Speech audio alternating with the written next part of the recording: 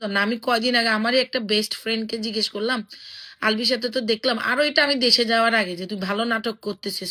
বলিস না বোন, একটা মাদার চোদ। একদম এমনি বলছে। আলভি, তোমার একটা ভিডিও আমি দেখলাম, যে তুমি বললা আমার ইকরাকে আপনারা দেখতে দেন নাই। আমার ইকরাকে আপনারা দেখতে দেন নাই। তোমার ইকরা যেদিন দুনিয়া ছেড়ে চলে গেল, তারপর থেকে 2 দিন ধরে তুমি অনলাইনে একটা স্ট্যাটাস দিয়ে চুপ করে বসেছিলা। তুমি নেপাল থেকে আসতে পারতেছো না। ভালো কথা, তুমি নেপাল থেকে আসতে পারতেছো না। তুমি তো লাইভে থাকতে পারতা। তুমি তো ইকরাকে ভিডিও কলে দেখতে পারতা। তুমি তো মিনিটের পর মিনিট ইকরাকে ভিডিও কলে জনগণ, যে জনগণকে তুমি আজকে এত ভয় পাচ্ছ, যে এয়ারপোর্ট থেকে নামলেই তোমাকে চিড়ে কেটে খেয়ে ফেলবে, মেরে ফেলবে, তুমি তোমার জীবনকে ভয় পাচ্ছ, জীবনকে বাঁচাইতে চাচ্ছ। তাহলে তোমার জন্য একটা মানুষ যে জীবন দিয়ে দিল, ওই জীবনের জন্য তোমার একটু মায়া হয় নাই? তুমি আবার বলতেছ আমি আমি আমার ছেলেকে সুন্দর একটা জীবন দিব। কেমনে তুমি সুন্দর জীবন দিবে? তোমার নিজের জীবনই তো সুন্দর না।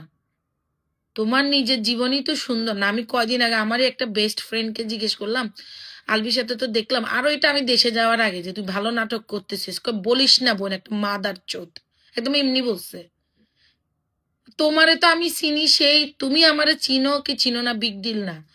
তোমার তো আমি তোমার মিডিয়ার সিনিয়র বড় বোন। তোমারে তো চিনি আমি সে কটকটির আমল থেকে। তুমি কিন, তুমি নিজেকে দাবি করো তুমি কিন। ওই যে থাকে না, মানুষের যখন, এই কথাটা অনেকেই বলে, যে মানুষ যখন একটু ভালো থাকে, একটু ভালো ফেম পায়, একটু তখন হেদায়েত জ্ঞান ভুলে যায়। হেদায়েত জ্ঞান ভুলে যায় যখন আমার তোমারও সেম জিনিস হয়েছে। তুমি কিন, এখানে তোমারও লেখা কিন, তোমার বউ তোমাকে কিন হিসাবে বলতো। তো সেই জায়গা থেকে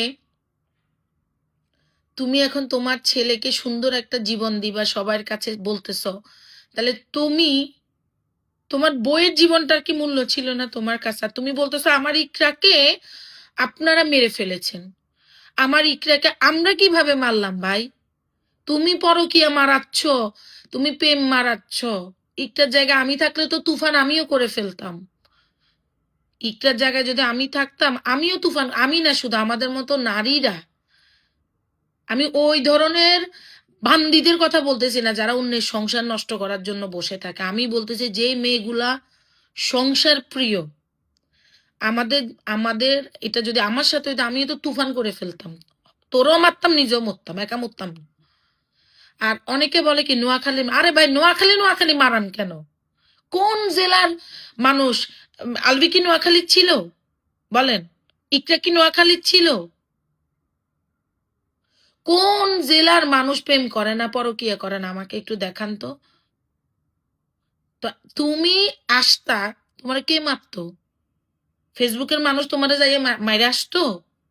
বাটপারি মারাইও না, বাটপারি মারাইও না।